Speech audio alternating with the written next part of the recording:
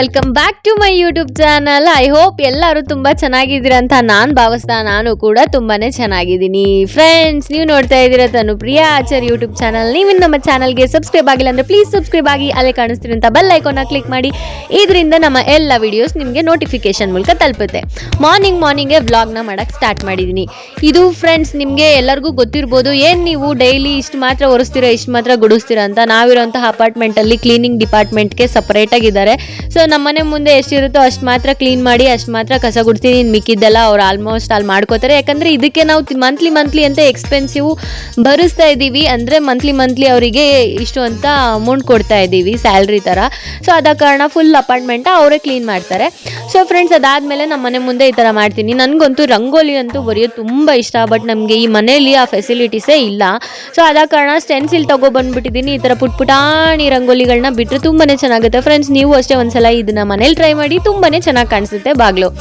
ಅದಾದಮೇಲೆ ನಾನು ಕಿಚನ್ ಡಿಪಾರ್ಟ್ಮೆಂಟಿಗೆ ಬಂದುಬಿಟ್ಟೆ. ನಾನು ರೆಗ್ಯುಲರ್ ಇದೇ ಒಂದು ವರ್ಕ್ ಪ್ಲೇಸ್, ಜಾಸ್ತಿ ನಾನು ಆಲ್ಮೋಸ್ಟ್ ಅಲ್ಲೂ ಟೈಮ್ ಸ್ಪೆಂಡ್ ಮಾಡೋದು ಇದೇ ಒಂದು ಜಾಗದಲ್ಲಿ. ಎಲ್ಲ ಹೆಣ್ಮಕ್ಳು, ಎಲ್ಲ ಮದುವೆ ಆಗಿರೋಂಥ ಗೃಹಿಣಿಯರು ಆಲ್ಮೋಸ್ಟ್ ಅಲ್ಲೂ ಟೈಮ್ನ ಸ್ಪೆಂಡ್ ಮಾಡೋದು ಇದೇ ಜಾಗ ಅಲ್ವಾ. ಮಾರ್ನಿಂಗು ವಾಕಿಂಗ್ ಜೊತೆಗೆ ಸ್ಟಾರ್ಟ್ ಆದರೆ ಅದಾದಮೇಲೆ ನೆಕ್ಸ್ಟ್ ನನ್ನ ಡಿಪಾರ್ಟ್ಮೆಂಟೇ ಕಿಚನ್ ಡಿಪಾರ್ಟ್ಮೆಂಟು. ನನಗಂತೂ ಏನಾದರೂ ಹಾಲ್ ಅಥವಾ ಟಿಫನ್ ಏನಾದರೂ ಪ್ರಿಪೇರ್ ಮಾಡಬೇಕಾದ್ರೆ ಈ ಗ್ಯಾಸ್ ಸ್ಟವ್ ಹಾಗೆ ಕಿಚನ್ ಎಲ್ಲ ಫುಲ್ಲು ಕ್ಲೀನ್ ಆಗಿರಬೇಕು. ಸೊ ಆದ ಕಾರಣ ನಾನು ಲಾಸ್ಟ್ ಬ್ಲಾಗಲ್ಲೇ ಹೇಳಿದೆ ನಿಮಗೆ, ನಾನು ಕಿಚನ್ ಎಲ್ಲ ಡೈಲಿ ಕ್ಲೀನ್ ಮಾಡ್ತೀನಿ ಅಂತ. ಅದಾದಮೇಲೆ ನಾನು 2 ಥರದ ಹಾಲನ್ನ ಕಾಯಿಸ್ತಾ ಇದ್ದೀನಿ. ಕನ್ಫ್ಯೂಸ್ ಆಗಬೇಡಿ, ಹಾಕಿಸ್ಕೊಳ್ಳೋ ಹಾಲು ಹಾಗೆ ಪ್ಯಾಕೆಟ್ ಹಾಲು. ನಮ್ಮ ಮನೇಲಿ ಎಲ್ಲರೂ ಒಂದೊಂದು ಥರ ಕುಡಿತಾರೆ. ನನ್ನ ಮಗಳು ಹಾರ್ಲಿಕ್ಸ್ ಕುಡಿತಾರೆ, ನಮ್ಮಪ್ಪ ಕಾಫಿ ಕುಡಿತಾರೆ, ನಮ್ಮ ಅಜ್ಜಿ ಟೀ ಕುಡಿತಾರೆ, ನಮ್ಮಮ್ಮ ಪ್ಲೇನ್ ಹಾಲು ಕುಡಿತಾರೆ. ನಾನಂತೂ ನನ್ನ ವೆಯ್ಟ್ ಲಾಸ್ ಪೌಡರ್ ಹಾಕ್ಕೊಂಡು ಹಾಲನ್ನ ಕುಡಿತೀನಿ. ಸೊ ಎಲ್ಲರಿಗೂ ವೆರೈಟಿ ಮಾಡಬೇಕು. ಸೊ ಇದು ನಾನು ಬೆಳಿಗ್ಗೆನೇ ನಮ್ಮಪ್ಪಂಗೆ ಕಾಫಿ ಮಾಡಿಕೊಟ್ಟೆ ಆದ ತಕ್ಷಣ ಟೀಯನ್ನು ಮಾಡ್ಕೊತಾ ಇದ್ದೀನಿ. ಫ್ರೆಂಡ್ಸ್, ಎಲ್ಲರೂ ಅಷ್ಟೇ ಮನೇಲಿ ತುಂಬ ಜನ, ನೀನೇನು ಮಾಡ್ತೀಯಾ, ಮನೇಲೇ ಇರ್ತೀಯಾ, ಏನು ಕೆಲಸ ಮಾಡ್ತೀಯಾ, ನಿನ್ಗೆ ಯಾಕೆ ರೆಸ್ಟ್ ಬೇಕು, ಹಾಗೆ ಅಂತಾರೆ. ಬಟ್ ರಶ್ಮಿ ಎಲ್ಲ ಕೆಲಸ ಮಾಡೋ ತನಕ ಫುಲ್ ಸುಸ್ತಾಗ್ಬಿಡುತ್ತೆ. ಇದು ನೋಡಿ, ನಾವು ಹಾಕಿಸ್ಕೋತೀವಿ ಹಾಲು ಅಂತ ಹೇಳಿದ್ವಲ್ಲ, ಈ ಹಾಲನ್ನು ನೀರು ಹಾಕ್ದಲೇ ಕಾಯಿಸ್ತೀವಿ. ಪ್ಯಾಕೆಟ್ ಹಾಲಲ್ಲಿ ನೀರು ಹಾಕ್ತೀವಿ. ಸೊ ನೋಡಿ, ರೆಗ್ಯುಲರಾಗಿ ನಮ್ಮ ಮನೆಗೆ ಹಾಲು ತಂದುಕೊಡೋದು ಇವರೇನೆ. ಸೊ ಇವ್ರು ರೆಗ್ಯುಲರಾಗಿ ತಂದುಕೊಟ್ರೆ ನಮ್ಮ ಮನೇಲಿರೋ ಅಂಥ ತೊಗರಿಕಾಯಿ ಏನಾದರೂ ಬಿಡಿಸಿದ್ರೆ ಅದ್ರ ಸಿಪ್ಪೆ, ಅವರೆಕಾಯಿ ಸಿಪ್ಪೆ ಎಲ್ಲ ನಾವು ಹಸು ಕೊಟ್ಟು ಕಳಿಸ್ತೀವಿ. ಡೈಲಿ ನಾವು ಹಾಕ್ಸ್ಕೊಳ್ಳೋಂಥ ಹಾಲಲ್ಲಿ ಹಾಲು ಕಾಯಿಸ್ತೀವಲ್ಲ, ಅದರಲ್ಲಿ ಕೆನೆಯನ್ನು ತೆಗೆದಿಡ್ತೀವಿ. ಒಂದು ಬಾಕ್ಸು ಫುಲ್ಲು ತುಂಬೋಗ್ಬಿಡುತ್ತೆ 15 ದಿವಸಕ್ಕೆ. ಸೊ 15 ದಿವಸಕ್ಕೆ ಒಂದ್ಸಲ ನಮ್ಮ ಮನೇಲಿ ಬೆಣ್ಣೆ ತೆಗಿತೀವಿ. ಆ ಬೆಣ್ಣೆ ಒಂದು 3/4 kg ಬರುತ್ತೆ ಒಂದು 15 ದಿವಸಕ್ಕೆ. ಸೊ ಫ್ರೆಂಡ್ಸ್, ನೋಡ್ತಾ ಇದ್ರಲ್ಲ, ಈ ಕೆನೆಯನ್ನು ಫುಲ್ಲು ನಾವು ಐಸ್ ಗೆಡ್ಡೆ ಅಥವಾ ಐಸ್ ಕ್ಯೂಬ್ ಆಗೋ ಅಂಥ ಜಾಗ ಇರುತ್ತಲ್ಲ, ಆ ಜಾಗಕ್ಕೆ ತೆಗೆದಿಡಬೇಕು ಒಂದು ಬಾಕ್ಸಲ್ಲಿ. ಬೆಣ್ಣೆ ತೆಗಿಬೇಕು ಒಂದು ದಿವಸ, ಇದಕ್ಕೆ ತೆಗೆದಿಟ್ಟಿರ್ತಿರಲ್ಲ, ಅದಕ್ಕೆ ಸ್ವಲ್ಪ ಮೊಸರನ್ನ ಹಾಕಿ ಒಂದು 30 ಮಿನಿಟ್ಸ್ ಬಿಡಿ. ಈಗ ಆಗಿದೆ, ನಾನು ಬೆಳಗ್ಗೆನೆ ತೆಗೆದಿಟ್ಟಿದ್ದೆ.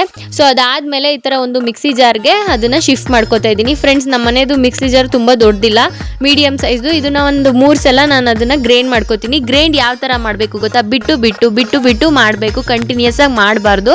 ಬಿಟ್ಟು ಮಾಡೋದ್ರಿಂದ ನೀಟಾಗಿ ಕಡ್ದಿರೋ ಥರ ಆಗ್ಬಿಡುತ್ತೆ. ಕಂಟಿನ್ಯೂಸ್ ಆಗಿ ಮಾಡಿದ್ರೆ ನಿಮಗೆ ಬೆಣ್ಣೆನೇ ಸಿಗಲ್ಲ. ಸೊ ಆದ ಕಾರಣ ಆನ್ ಮಾಡೋದು ಆಫ್ ಮಾಡೋದು ಆ ಥರ ಮಾಡಿ. ಸೊ ಇದೀಗ ಆಗಿದೆ. ಇದಾದಮೇಲೆ ಒಂದು ಪಾತ್ರೆಗೆ ಐಸ್ ನೀರು, ಅಂದರೆ ಐಸ್ ಕ್ಯೂಬಲ್ಲಿರೋಂಥ ನೀರು ಅಥವಾ ಐಸ್ ಕ್ಯೂಬನ್ನು ಹಾಕ್ಬಿಟ್ಟು ಅದಕ್ಕೆ ನೀರು ಹಾಕಿ, ನಾನೀಗ ಬೆಣ್ಣೆ ಮಾಡಬೇಕು ಅಂತ ಗೊತ್ತಿರುತ್ತಲ್ವ. ಸೊ ಆದ ಕಾರಣ ನಾನು ಐಸ್ ಕ್ಯೂಬನ್ನು ಹಾಕಿ ರೆಡಿ ಮಾಡಿ ಇಟ್ಕೊಂಡಿರ್ತೀನಿ. ಸೊ ಅದಾದಮೇಲೆ ಅದಕ್ಕೆ ಎಷ್ಟು ಬೇಕೋ ಅಷ್ಟು ನೀರನ್ನು ಹಾಕೋತಾ ಇದ್ದೀನಿ. ನಾನು ಸ್ವಲ್ಪ ಜಾಸ್ತಿ ನೀರು ಹಾಕಲ್ಲ, ಕಮ್ಮಿನೇ ನೀರು ಹಾಕೋದು. ಯಾಕಂದರೆ ಉಂಡೆ ಕಟ್ಟಬೇಕಾದ್ರೆ ನಮಗೆ ಜಾಸ್ತಿ ಕೈಗೆ ಅಂಟ್ಕೋಬಾರ್ದು ಅಂತ ಹೇಳ್ಬಿಟ್ಟು ನೀರು ಕಮ್ಮಿ ಹಾಕ್ತೀನಿ. ಪಾತ್ರೆ ಸ್ವಲ್ಪ ಹಿಡಿಬೇಕು ಅಷ್ಟು ನೀರನ್ನು ಹಾಕ್ತೀನಿ. ಅದಾದಮೇಲೆ ನೋಡ್ತಾ ಇರ್ಬೋದಲ್ಲ, ನಾನೀಗ 3 ಟೈಮ್ಸ್ ಆ ಥರ ಮಾಡ್ಕೋತೀನಿ. ಯಾಕಂದರೆ ನಮ್ಮ ಮಿಕ್ಸಿ ಜಾರು ಅಷ್ಟು ದೊಡ್ಡದಾಗಿಲ್ಲ, ಹೇಳ್ತಾ ಇದ್ದೀನಲ್ವ. ನೋಡಿ, ಇಲ್ಲಿ ಒಂದು ಐಸ್ ಕ್ಯೂಬ್ ಹಾಕಿದ್ದೀನಲ್ಲ, ಅದರಿಂದ ಮಜ್ಜಿಗೆ ಆಟೋಮೆಟಿಕ್ಕಾಗಿ ಬಿಟ್ಕೋತಾ ಇದೆ. ಬೆಣ್ಣೆಯಿಂದ ಮಜ್ಜಿಗೆ ಆಟೋಮೆಟಿಕ್ಕಾಗಿ ಆಗ್ತಾ ಇದೆ.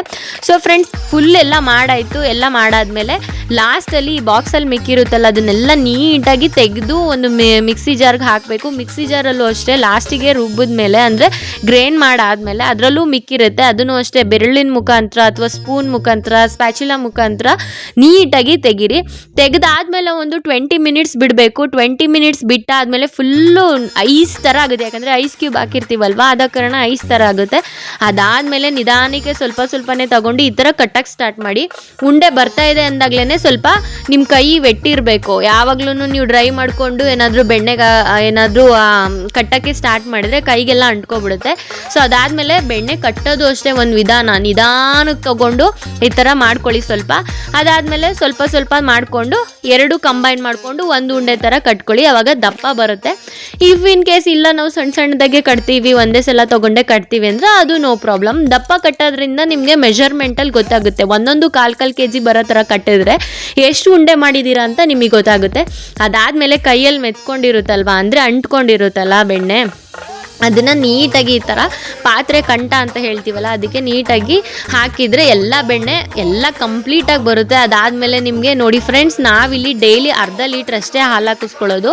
ಅರ್ಧ ಲೀಟ್ರಿಗೆ ಏನಿಲ್ಲ ಅಂದ್ರೂ ನಾವು ಒಂದು 25 ರೂಪೀಸ್ನ ಕೊಡ್ತೀವಿ. 25 ರೂಪೀಸ್ಗೆ ನಾವು ಡೈಲಿ ಹಾಕಿಸ್ಕೊಂಡ್ರೆ ಮಂತ್ಲಿ ಎಷ್ಟಾಯಿತು ನೀವೇ ಲೆಕ್ಕ ಹಾಕಿ. ಹಾಲನ್ನು ಕುಡಿತೀವಿ, ಅದ್ರ ಜೊತೆಗೆ ಬೆಣ್ಣೆನೂ ತೆಗಿತೀವಿ. ಫ್ರೆಂಡ್ಸ್, ಇದನ್ನು ಮನೇಲೇ ಮಾಡ್ಕೊಳ್ಳೋದ್ರಿಂದ ನಿಮಗೆ ಫ್ರೀಯಾಗಿ ಬೆಣ್ಣೆ ಸಿಗುತ್ತೆ. ಹಾಗೆ ನಿಜವಾಗ್ಲೂ ಒಂದು ಆರ್ಗ್ಯಾನಿಕ್ ಬೆಣ್ಣೆ ಅಂತಲೇ ಹೇಳ್ಬೋದು. ಇದರಲ್ಲಿ ಯಾವುದೇ ಥರ ಕೆಮಿಕಲ್ಸ್ನ ಯೂಸ್ ಮಾಡಿಲ್ಲ. ಮಕ್ಕಳಿಗೆ ಆಲ್ಮೋಸ್ಟ್ ಅಲ್ಲೂ ನಾವು ತುಪ್ಪವನ್ನು ಕೊಡ್ತೀವಿ. ಆ ಮನೆಯಲ್ಲೇ ಬೆಣ್ಣೆ ತೆಗೆದು ತುಪ್ಪವನ್ನು ಕಾಯಿಸಿ ಕೊಡೋದ್ರಿಂದ ನಿಜವಾಗ್ಲೂ ಮಕ್ಕಳು ತುಂಬಾ ಇಷ್ಟಪಟ್ಟು ತಿಂತಾರೆ. ನಿಮಗೂ ಅಷ್ಟೇ ಅದು ಫೀಲ್ ಆಗಲ್ಲ. ಹೊರಗಡೆ ಬೆಣ್ಣೆ ತಂದು ಕಾಯಿಸಿದ್ರೆ ಸುಮಾರು ಕೆಮಿಕಲ್ಸ್ ಇರೋ ಥರ ನಿಮಗೆ ಫೀಲ್ ಆಗುತ್ತೆ. ಬಟ್ ಇದನ್ನು ಮನೇಲೆ ಒಂದ್ಸಲ ಟ್ರೈ ಮಾಡಿ ನೋಡಿ, ನಿಮಗೆ ನಿಜ ಖುಷಿ ಆಗುತ್ತೆ. ಅದಾದಮೇಲೆ ನಾನು ಫೈಟರ್ ಫಿಶನ್ನು ಸಾಕಿದ್ದೀನಲ್ವಾ, ನನ್ನ ಫೇವ್ರೆಟ್ ಇದು ಫೈಟರ್ ಫಿಶು. ಸೊ ನಾನು ಇದನ್ನು ಮಂತ್ಲಿ ಟ್ವೈಸ್ ಅಥವಾ 15 ಡೇಸಿಗೆ ಒಂದ್ಸಲ ಅಷ್ಟೇ ಕ್ಲೀನ್ ಮಾಡೋದು. ಸೊ ಫುಲ್ಲು ಗಲೀಜಾಗಿ ಹೋಗಿತ್ತು, ಕ್ಲೀನ್ ಮಾಡಿರಲಿಲ್ಲ. ಸೊ ಕ್ಲೀನ್ ಮಾಡ್ತಾ ಇದ್ದೀನಿ. ಫ್ರೆಂಡ್ಸ್, ಇದನ್ನು ಸಾಕೋದ್ರಿಂದ ನಿಮ್ಮ ಮೈಂಡು ಒಂಥರ ರಿಲ್ಯಾಕ್ಸ್ ಆಗುತ್ತೆ. ಹಾಗೆ ಡೈಲಿ ಒಂದು ರೊಟೀನ್ ಥರ ಆಗ್ಬಿಡುತ್ತೆ. ಫುಡ್ ಹಾಕೋದು, ಅದನ್ನ ನೋಡ್ಕೊಳ್ಳೋದು. ಫ್ರೆಂಡ್ಸ್, ಇದು ತುಂಬಾ ಮೇಂಟೈನಿಂಗ್ ತುಂಬಾ ಈಸಿ. ಇದಕ್ಕೆ ಯಾವುದೇ ಥರದ ಆಕ್ಸಿಜನ್ ಏನು ಬೇಕಾಗಲ್ಲ. ನೀವು ಒಂದೊಂದು ಚಿಕ್ಕ ಕಂಟೈನರಲ್ಲಿ ಅಥವಾ ಈ ಥರ ಬೌಲ್ಗಳಲ್ಲಿ ಹಾಕಿಟ್ಕೊಂಡ್ರೆ ನಡೆಯುತ್ತೆ. ಬಟ್ ಇದನ್ನು ಟ್ರಸ್ಟ್ ಮೀ, ನೀವೇನಾದರೂ ಜೊತೆಲಿ ಇಟ್ಕೊಂಡ್ರೆ ಅಥವಾ ಅಂದರೆ ಒಂದೇ ಬೌಲಲ್ಲಿ ಜೊತೆಯಾಗಿ ಇಟ್ಟರೆ 2 3 ಕಿತ್ತಾಡ್ಕೊಂಡು ಸತ್ತೋಗ್ಬಿಡುತ್ತೆ. ಸೊ ಅದಕ್ಕೆ ಕಾರಣ ಒಂದೊಂದು ಅದೇ ಹೆಸರಲ್ಲೇ ಇದೆ ಅಲ್ವಾ, ಫೈಟರ್ ಫಿಶ್ ಅಂತ. ಸೊ ಫೈಟರ್ ಫಿಶ್ ಅಂದಮೇಲೆ ಒಂದೊಂದು ಬೌಲಲ್ಲಿ ಹಾಕಿ ಅದನ್ನು ಸಾಕಬೇಕಾಗುತ್ತೆ. ಫ್ರೆಂಡ್ಸ್, ಇದಕ್ಕೆ ಫುಡ್ಡು ಅಷ್ಟೇ ಸಪ್ರೇಟ್ ಫುಡ್ ಸಿಗುತ್ತೆ ಫೈಟರ್ ಫಿಶ್ನೇ. ಆ ಫುಡ್ಡನ್ನು ಹಾಕಬೇಕು. ಯಾಕಂದರೆ ಇದರಲ್ಲಿ ನನ್ನ ತಂಗಿ ಒಬ್ಬರು ಕೇಳಿದ್ರು, ಇದನ್ನು ಯಾವ ಥರ ಮೇಂಟೈನ್ ಮಾಡೋದು, ಯಾವ ಥರ ತಗೋಬರೋದು, ಯಾವ ಥರ ಸಾಕೋದಂತ. ಇದು ಮನೇಲಿ ಸಾಕೋದ್ರಿಂದ ಯಾವುದೇ ಥರದ ಪ್ರಾಬ್ಲಮ್ ಏನಿಲ್ಲ. ನೀವು ಅಷ್ಟೇ ಮನೇಲಿ ತಗೊಬಂದು ಸಾಕಿ, ಒಂಥರ ಪಾಸಿಟಿವ್ ವೈಬ್ ಸಿಗುತ್ತೆ ಅಂತಲೇ ಹೇಳ್ಬೋದು.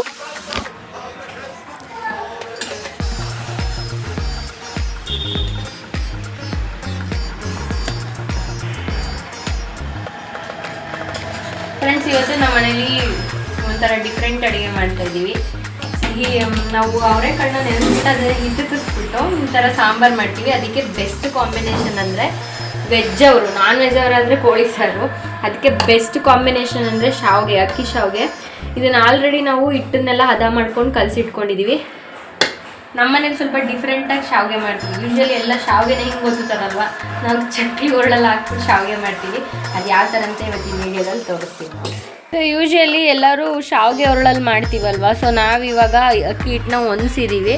ಈ ಥರ ಚಕ್ಲಿ ಒರಳಿರುತ್ತಲ್ಲ, ಅದಕ್ಕೆ ಸಣ್ಣದು ಈ ಥರ ಹಾಕಿ ಈಗ ನಾವು ಅದನ್ನು ಒತ್ತುತ್ತಾ ಇದ್ದೀವಿ.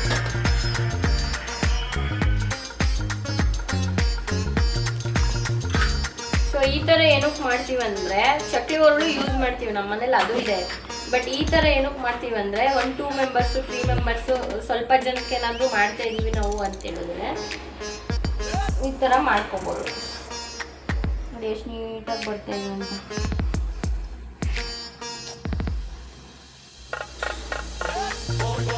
ಯೂಶ್ವಲಿ ನಮ್ಮ ಮನೇಲಿ ಏನಾದರೂ 2-3 ಮೆಂಬರ್ಸ್ 4 ಜನ ಇದ್ರೆ ಅಂದರೆ ಇದೇ ಥರ ಮಾಡೋದು.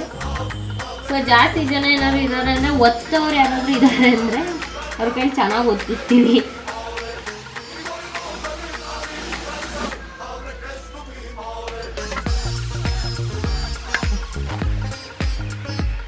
ಇನ್ನೊಂದಕ್ಕೆ ಈ ಥರ ಹಾಕ್ಬಿಟ್ಟು ಒತ್ತೋದು.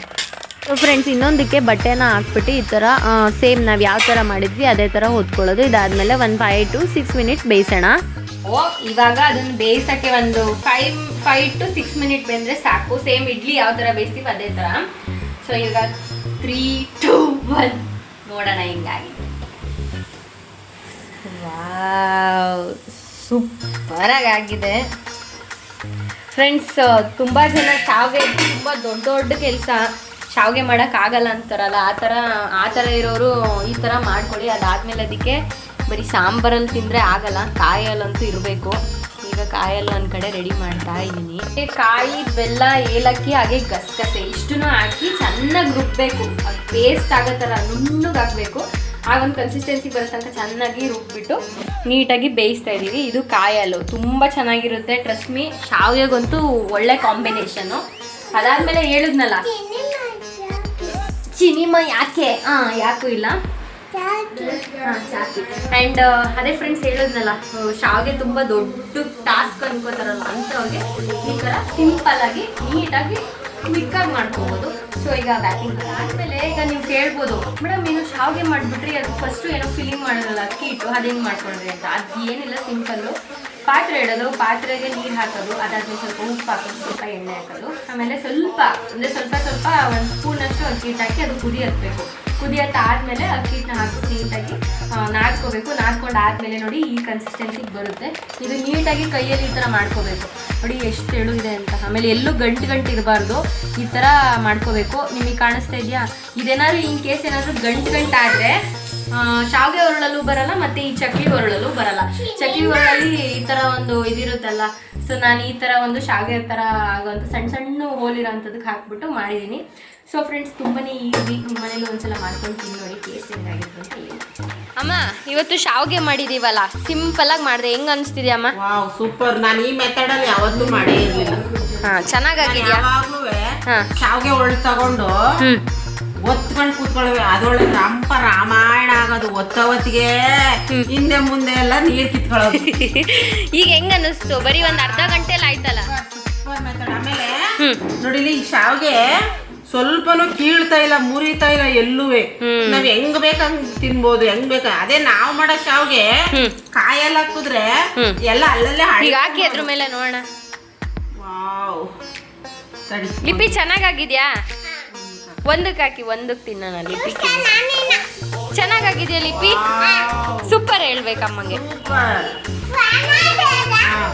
ಈಗ ಅದು ಹೊಡಿತಾ ಇದೆಯಾ?